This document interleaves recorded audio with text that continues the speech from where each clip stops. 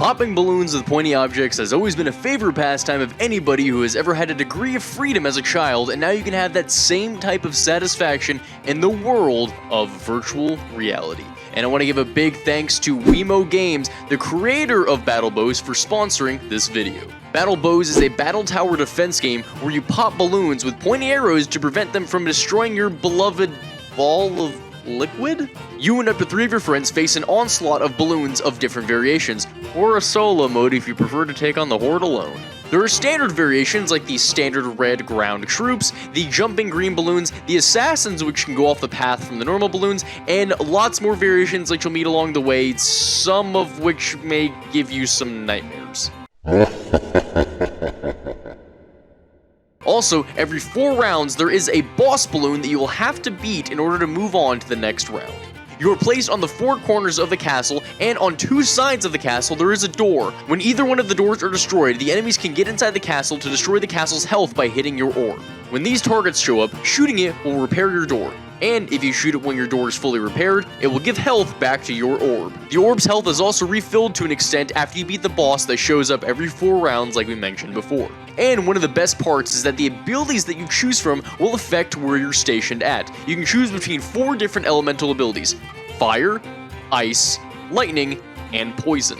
Depending on which one you pick, you'll be stationed at that specific spot that is designed for that element. The enemies will also be scaled depending on how many players there are. So, for example, if there are certain spawns that are designated to spawn in enemies for the ice point of view, it won't spawn from there if you pick the fire element. And for those of you who find bow shooting to be difficult, you can also turn on an aim assist to help you pop some balloons. The game also offers different modifiers for if you pop the balloons behind a tower, under a bridge, or even combo shots if an enemy is killed with more than one element at the same time.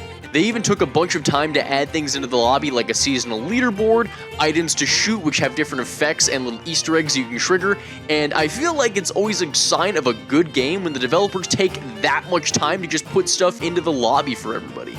Honestly, this is an amazing bow game that offers a good challenge, and it really makes time fly by. My friends and I were trying to play as different elements and having fun with what we thought was 20 minutes, and somehow the game turned into 2 hours of us playing. We were yelling at each other to look out for different enemies and having callouts for the boss when we wanted to focus fire on it.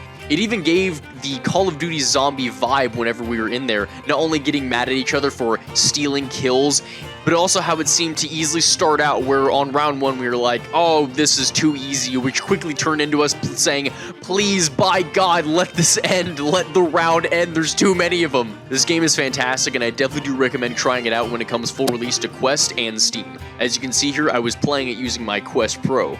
The only recommendation that I have is maybe being able to add a versus mode into the future where instead of it being the 4 corners, it's a 1v1 and 1 player spawns on top of either one of the doors and they each get to pick 2 elements and they each have their own independent orbs behind them and they just get to face off until one of their orbs is destroyed. But other than that suggestion, I really don't have anything. My friends and I were trying to do things in here to see if we could stretch the limits of the game and see if we could break it at all, and we really couldn't even find any bugs. Let me know if you agree with my suggestion and if you had any fun trying out this game in the comments below. And thank you once again, Wemo Games, for sponsoring this video. Thank you all so much for watching, and I really hope this video helped you out. I'll be leaving some boxes playing over here in the corners so that way you can click on anything else that the channel has to offer, comedy, reviews, etc. And I hope that you have a phenomenal rest of your day, and I hope to see you in the next one.